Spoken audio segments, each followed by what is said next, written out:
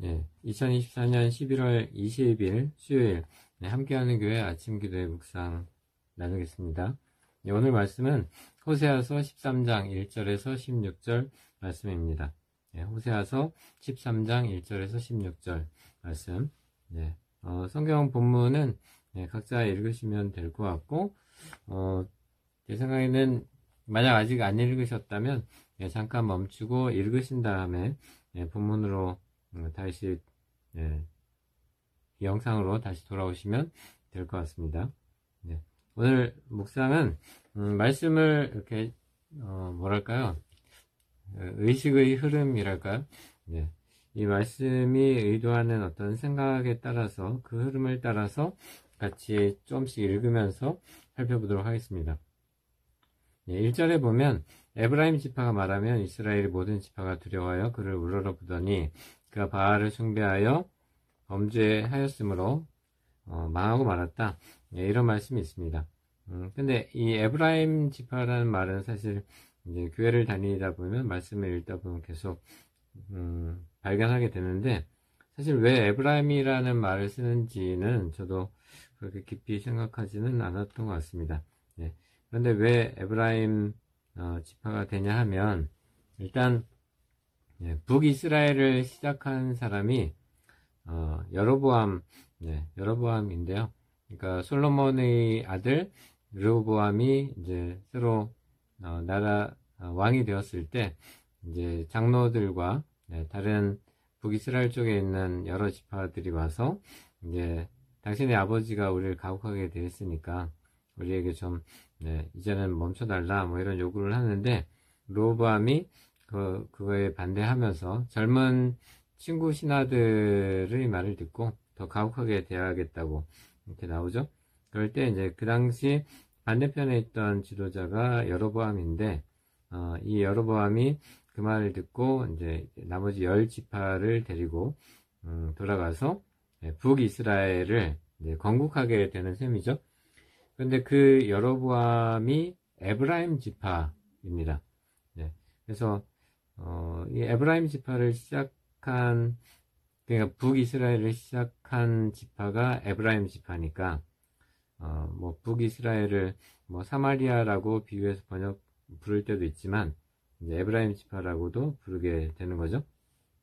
근데 이 에브라임은 아시는 바와 같이 요셉의 둘째 아들입니다.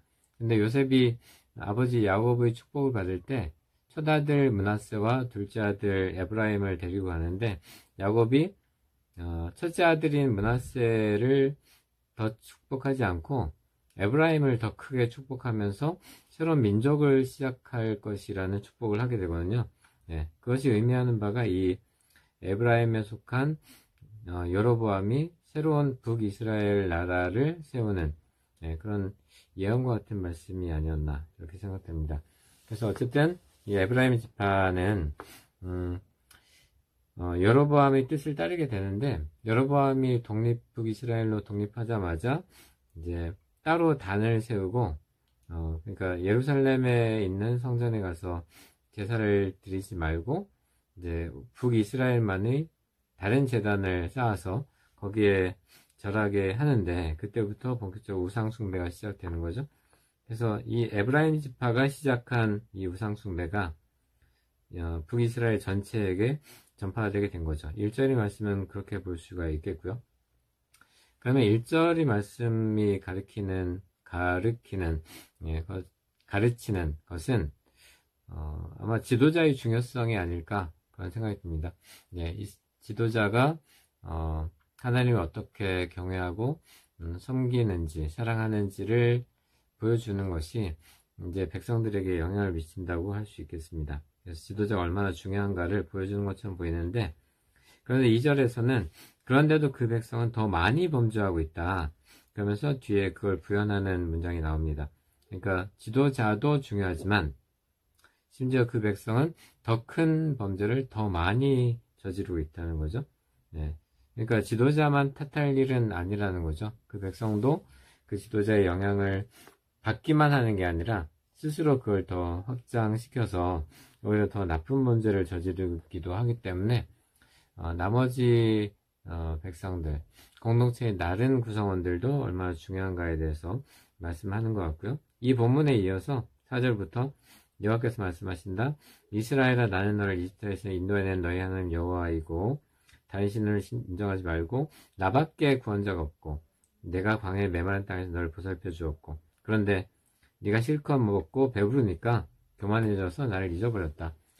호세아서 전반에 흐르는 메시지는 아마 하나님이 이스라엘 백성을 얼마나 처절할 정도로 사랑하는가를 보여주시는 말씀이라고 우리가 말씀을 보면서 배워온 것 같습니다. 그런데 이 4절에서 6절로 이어지는 이 본문에서도 하나님이 이 이스라엘을 얼마나 사랑하셨는지, 그래서 구원하셨고 살리셨고 보살피셨고 뭐 먹을 것과 다 공급해 주셨는데 너희가 배부르다는 이유로 교만해져서 나를 잊어버렸구나. 내가 너희 모든 것이었는데 나를 잊어버렸구나. 이런 서운함과 속상함과 안타까움과 뭐 이런 마음들이 고스란히 전해지는 것 같습니다. 그런데 갑자기 7절에 그러므로 내가 사자처럼 너를 덮칠 것이며 표범처럼 길가에 숨어서 기다릴 것이다. 그러니까 이런 슬픔과 고통이 너무 커서 오히려 내가 너를 해칠 것이다. 심지어 8절에는 너를 갈기갈기 찢을 것이다. 이런 말씀도 나옵니다. 이 사랑이 얼마나 치열한지, 얼마나 애절한지 이스라엘을 죽이고 싶을 만큼 그렇게 느껴진다는 거죠. 그러나 표현의 문제인 것 같고요. 그래서 이스라엘에 대한 사랑이 얼마나 큰지를 말씀하시고 싶었던 것 같고 9절부터는 이스라엘 내가 너를 멸망시킨다면 누가 너를 도와주겠느냐.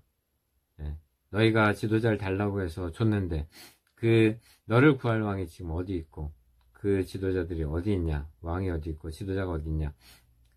내가 노해서 너에게 왕을 주었고 이제 진노해서 왕을 없애버렸다. 그러니까 너희가 원하는 대로 다 해줬는데 아무것도 하지 않으니까 이제는 왕까지 없애버렸다. 그리고 고통이 죄가 쌓이고 쌓여서 너희가 정말 어리석은 자식으로서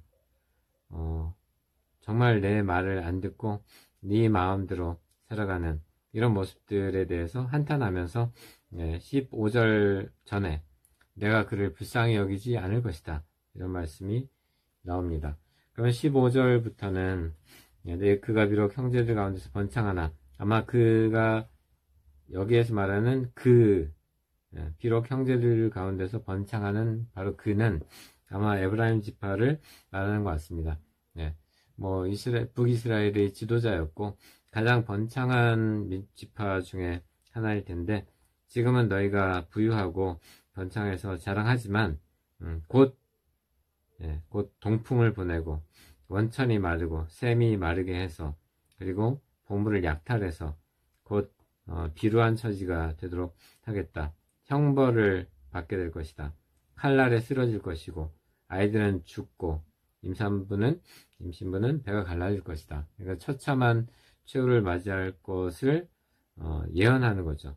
묵시라고 할 수 있죠. 그래서 정말 과격한 표현들로 연속되어 있지만 그리고 정말 잔인해 보이기까지 하지만 오히려 이 말씀들은 역설적으로 하나님이 정말 얼마나 이스라엘을 사랑하셨는가를 고백하고 있는 것 같습니다.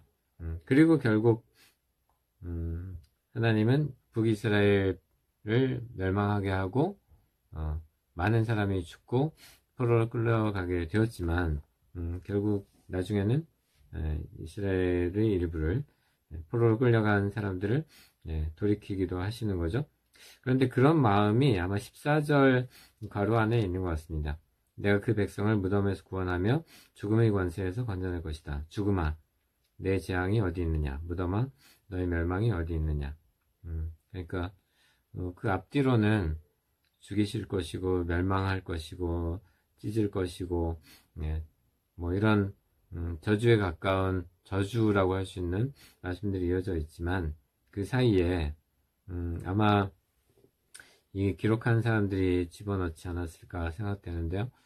그럼에도 불구하고 여전히 이스라엘을 그리고 우리를 사랑하시는 하나님의 마음을 보여주는 것 같습니다.